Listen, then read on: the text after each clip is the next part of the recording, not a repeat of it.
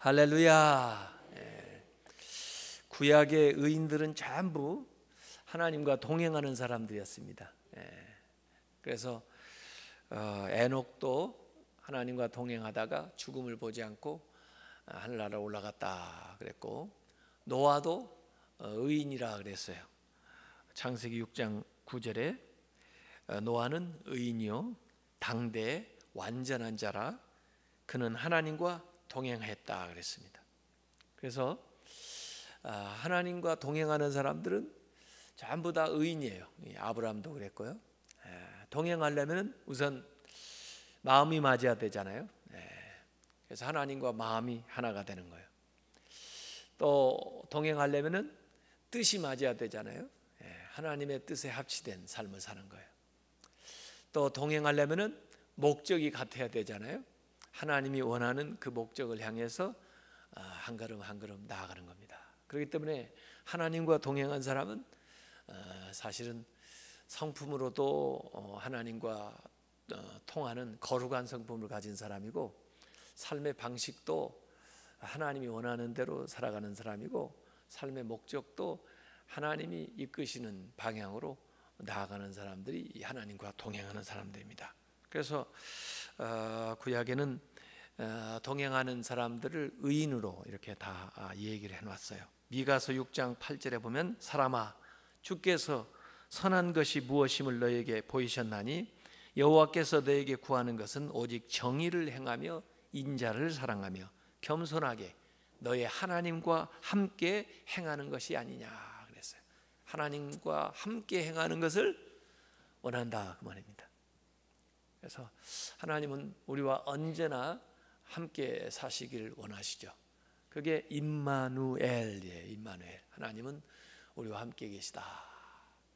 그래서 이성복 목사님의 그 영성을 임마누엘 영성이라고 하는데, 그 이성복 목사님은 늘 한쪽에는 성경을 이렇게 들고 다니시고 그 다음에 한 손은 이렇게 쥐고 다니셨대요.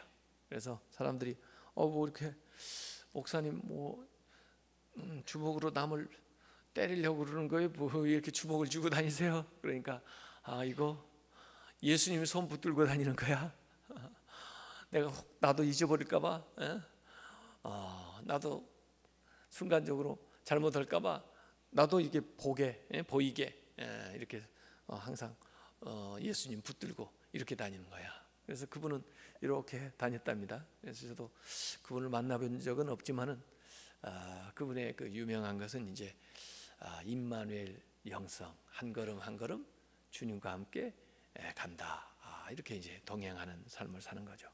그래서 예수님께서 내가 세상 끝날까지 너희와 항상 함께 있으리라 이렇게 말씀하셨는데, 그 주님의 그 임재에 우리가 사로잡혀서 일생을 살아가야 정말 잘 사는 것이고, 또 주님이 말씀하신 대로 살아가는 거죠.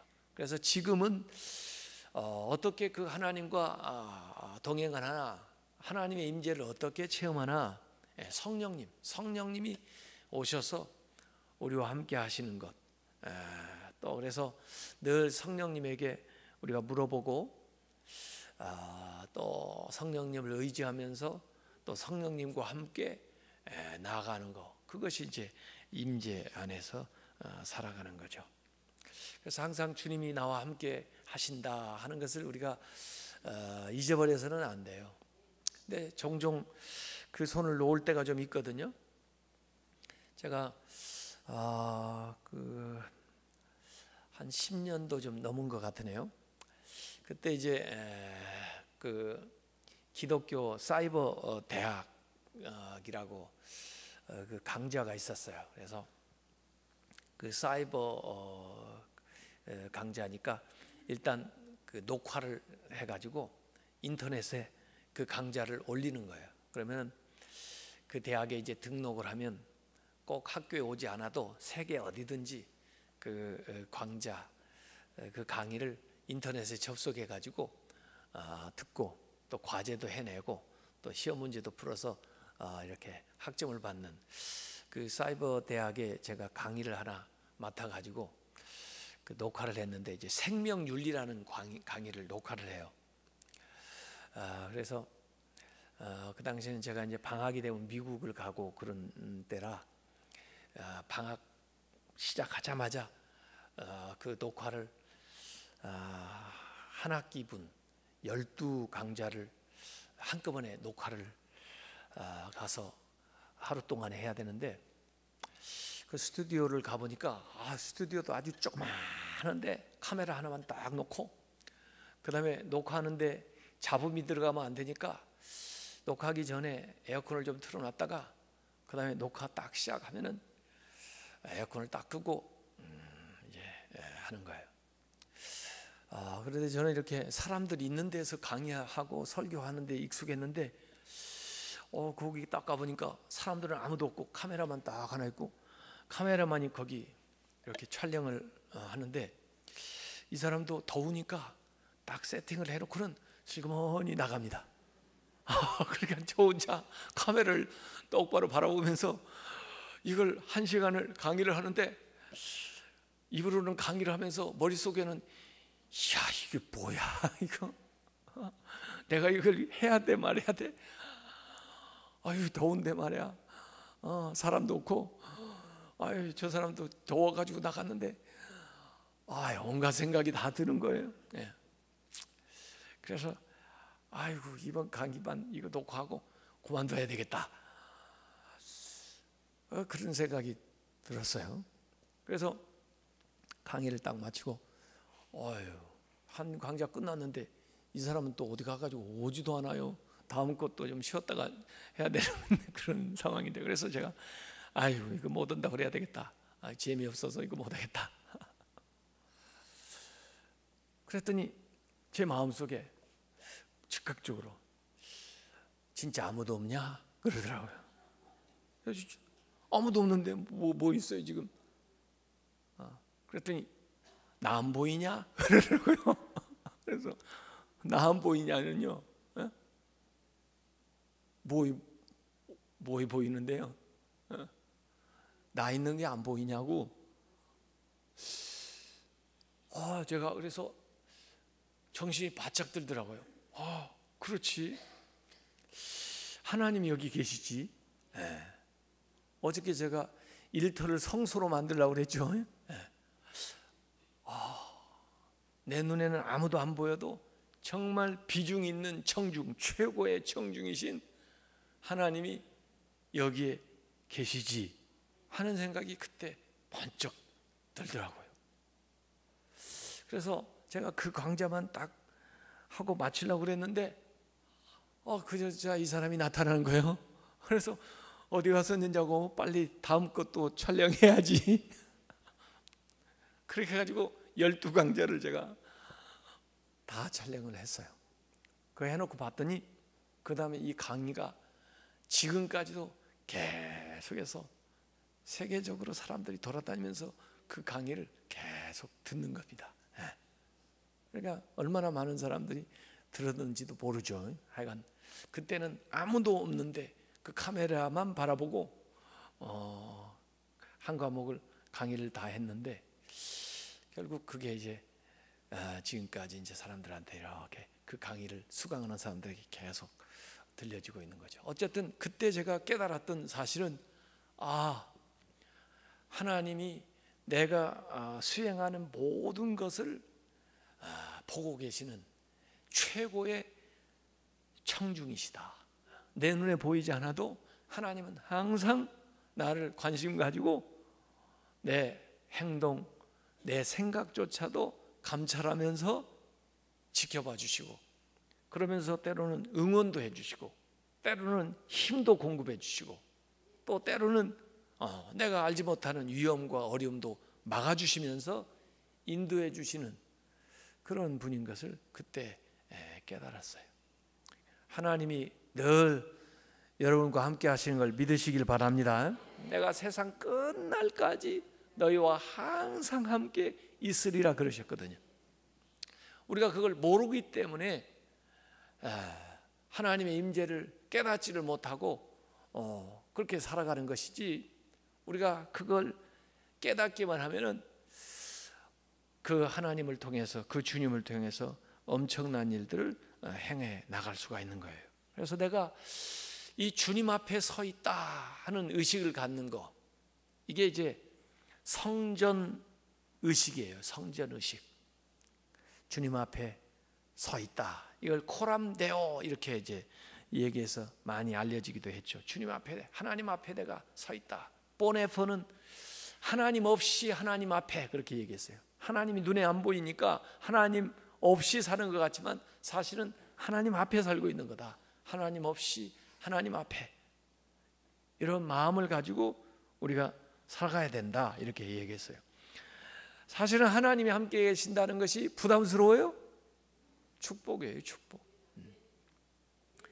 아브라함한테 하나님이 축복할 때 무슨 물질이나 뭐 세상의 명예나 다른 것으로 축복하지 않고 내가 너의 기업이다, 내가 너의 상급이다 그랬어요.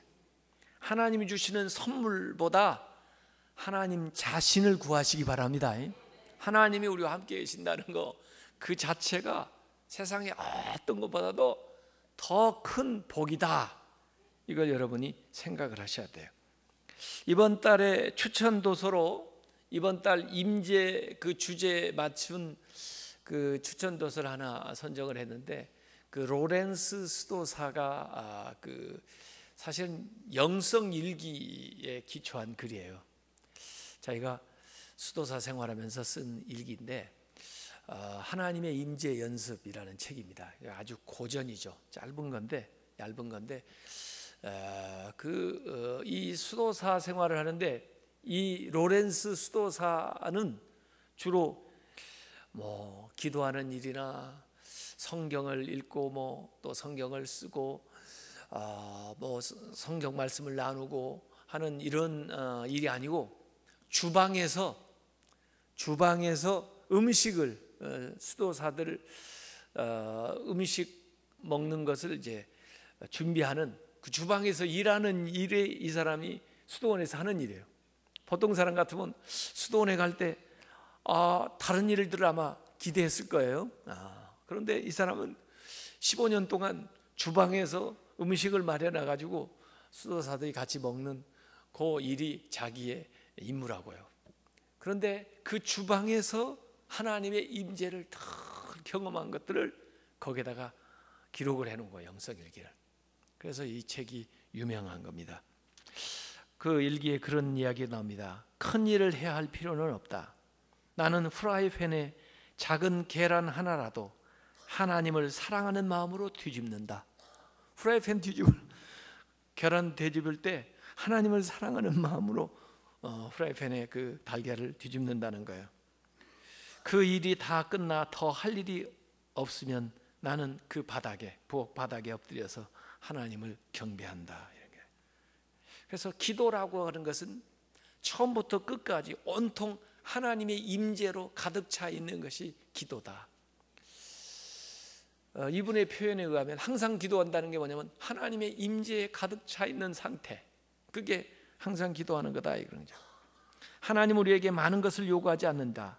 그저 그분을 기억하고 그분을 찬양하고 그분의 은혜를 구하면서 그분께 어려움을 내어드리고 그분이 주신 것들을 인해서 감사드리기만 한다면 하나님께서 우리에게 큰 복을 주실 것이다, 이거예요.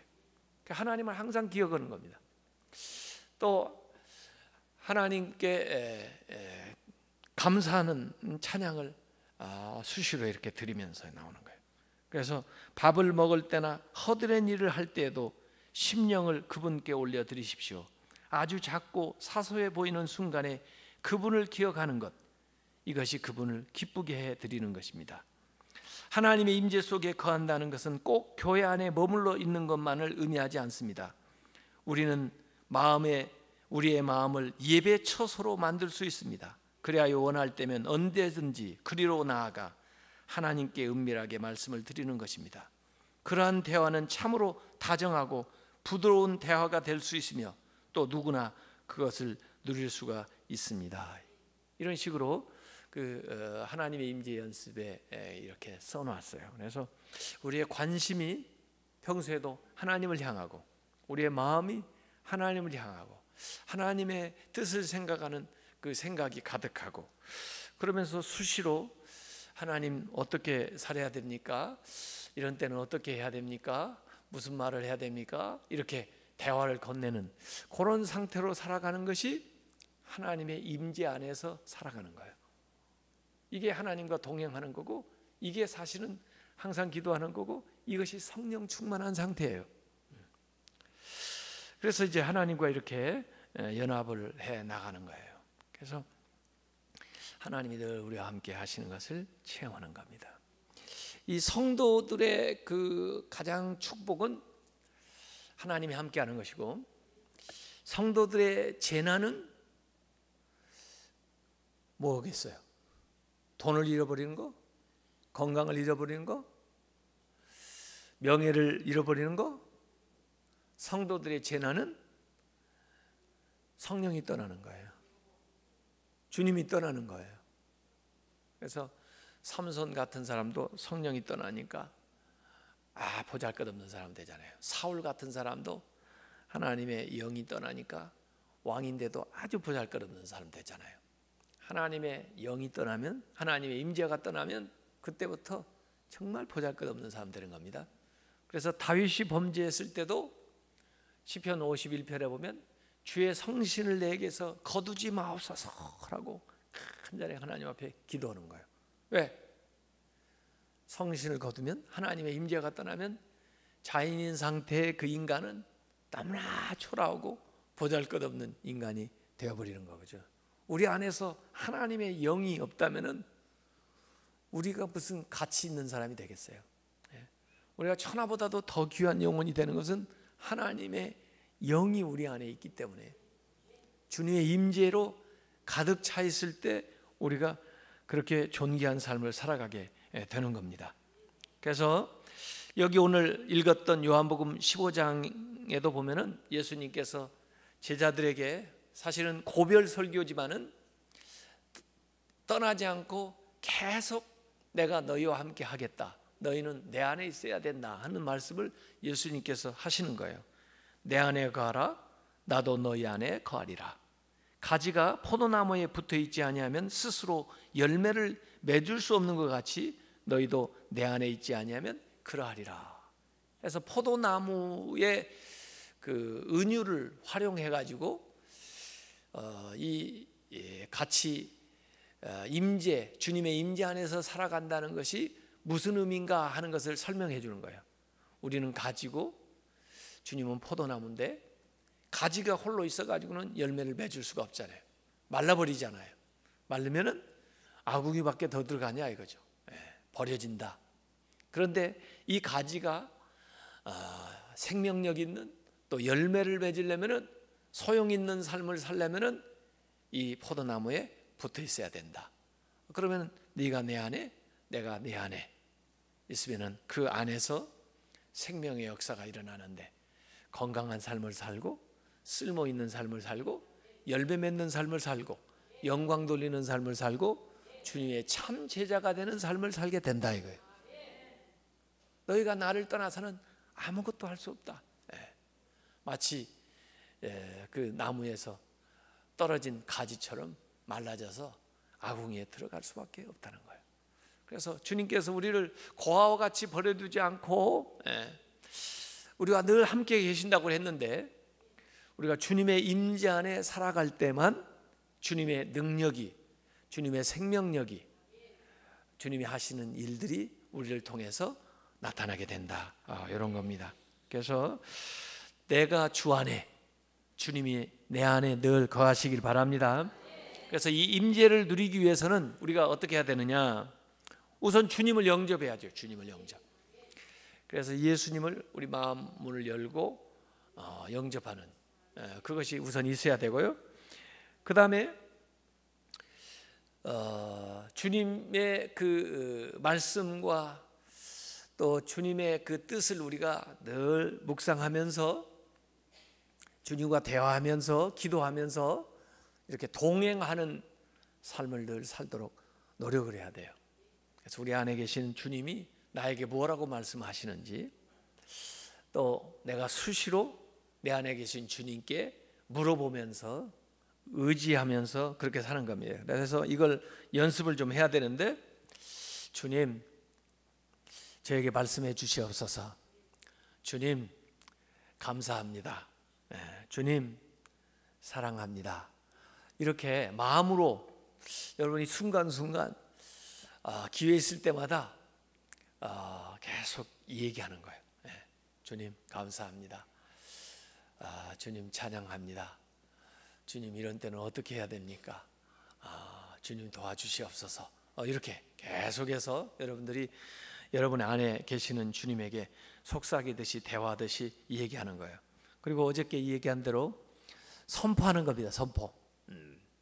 여러분들이 있는 장소, 일하는 장소, 또 가는 곳마다 선포를 하는 거예요. 선포. 그래서 시작하기 전에 이곳은 주님이 거하시는 성소임을 선포하느라. 오늘 여러분이 가정으로 돌아가면 가정에 딱 문 열고 들어가서 선포식 하세요. 우리 가정은 주님이 거하시는 성소임을 선포하느라. 오늘 직장에 가시면 선포하세요. 이 일터는 주님이 거하시는 성소임을 선포하느라. 학생들은 학교 가서 선포하세요. 이 학교는 하나님이 거하시는 성소임을 선포하느라. 그렇게 하고 주님의 성전 성소에 여러분이 서서 살아가는 느낌으로 사는 거예요. 그러면 주님의 임재가 여러분을 차고 넘칠 겁니다.